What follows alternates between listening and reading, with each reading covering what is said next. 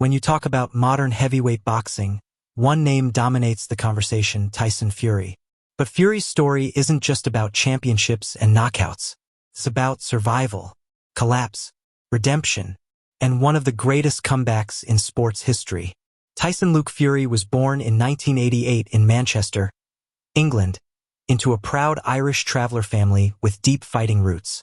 He was named after the legendary Mike Tyson, a bold name for a baby who weighed just 1 pound at birth. Doctors doubted he would survive. But from the very beginning, Tyson Fury was fighting. Growing up in a fighting family, Fury was introduced to boxing at a young age by his father. He didn't have the polished Olympic pedigree of some champions. What he had was size, natural instinct, and an unshakable belief in himself. Standing 6'9" with an 85-inch reach, Fury was a physical anomaly. But what made him different wasn't just his size, it was how he moved. He slipped punches like a middleweight. He switched stances. He taunted opponents. He sang. He talked. And he promised the world he would become heavyweight champion. Many laughed. In 2008, Fury turned professional. His early fights showed promise but also vulnerability. He was knocked down multiple times in his career. Critics said he was too reckless, too awkward, too undisciplined. But Fury kept winning. Then came 2015, the year that changed everything. For nearly a decade, the heavyweight division had been ruled by the dominant and clinical champion Wladimir Klitschko. Klitschko was considered almost unbeatable, a master technician with power and experience. Most experts gave Fury little chance. But Fury didn't try to overpower Klitschko. He outsmarted him.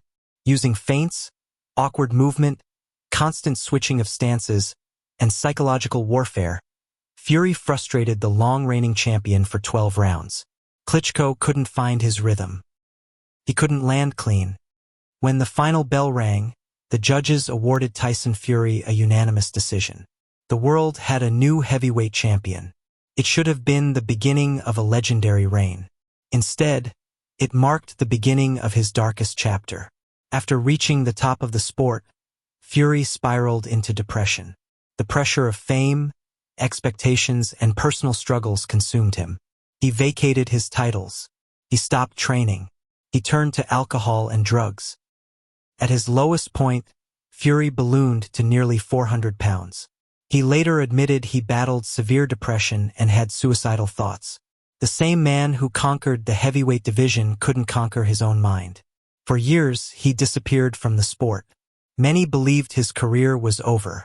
But Tyson Fury wasn't finished. In 2018, he announced his comeback. People mocked him. They doubted his discipline.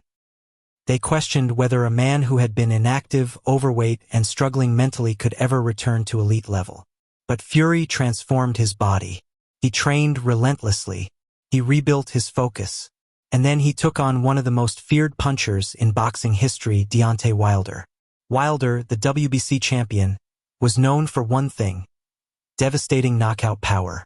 He had ended careers with a single punch. Their first fight in 2018 became an instant classic. For much of the fight, Fury outboxed Wilder with skill and movement. But in the 12th round, Wilder landed a crushing right hand followed by a left hook. Fury hit the canvas hard. Commentators assumed it was over.